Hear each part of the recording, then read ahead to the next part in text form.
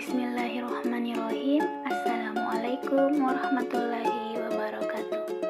Perkenalkan, saya Ainun Hafifah dengan NIM 50512.011 semester 3 dari jurusan jurnalistik.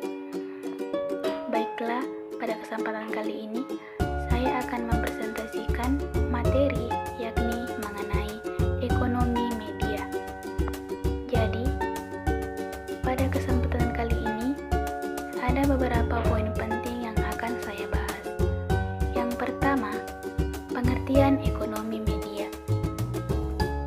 Ekonomi media adalah kegiatan aktivitas ekonomi pada bidang media, yakni bagaimana media itu dijalankan, memproduksikan informasi demi untuk memuaskan keinginan dan kebutuhan akan informasi dan hiburan para pemirsa.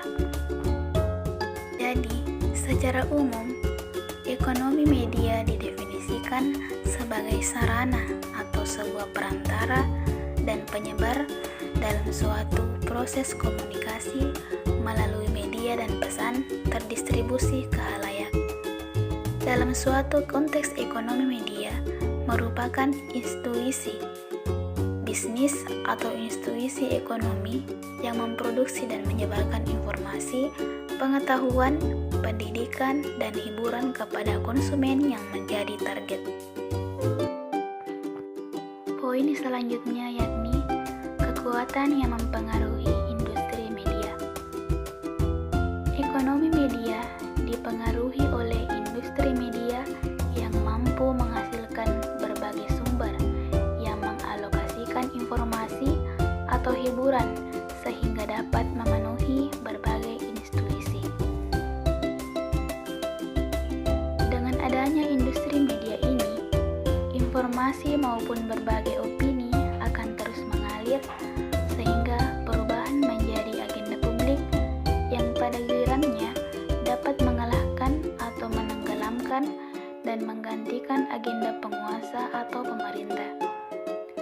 Semakin besar khalayak atau semakin luas cakupan pemirsa media, maka kekuatan atau pengaruhnya terhadap pendapatan akan semakin besar pula. Selanjutnya, poin yang ketiga, yaitu makroekonomi dan mikroekonomi. Yang pertama, ekonomi makro atau makroekonomi, yakni untuk mengukur seberapa baik kinerja ekonomi dapat dilakukan oleh sebuah ekonomi makro, di mana kita dapat mengetahui kekuatan apa yang mendorong kinerja tersebut dan dapat memproyeksikan bagaimana kinerja tersebut dapat meningkat. Ekonomi makro juga merupakan cabang ekonomi yang merupakan pengambilan keputusan ekonomi secara keseluruhan atau agregat.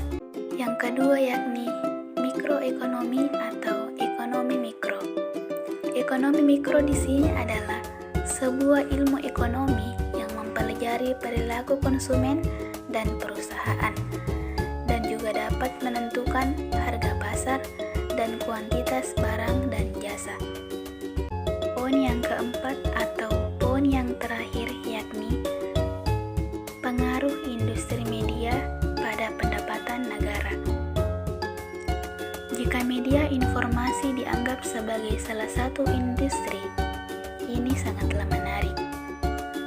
Sektor media memiliki barang informasi yang dijual dan memiliki kekuatan untuk mempengaruhi opini publik atau kemampuan untuk membangun pasar sendiri. Sehubungan dengan hal ini, besarnya pendapatan atau subsidi dari negara yang diperoleh oleh industri media tergantung kepada kemampuan APBN maupun kemampuan APBD pada tahun yang bersangkutan, serta kemauan media memasukkan program tersebut pada agenda atau penyiarannya. Baiklah, itulah tadi beberapa materi yang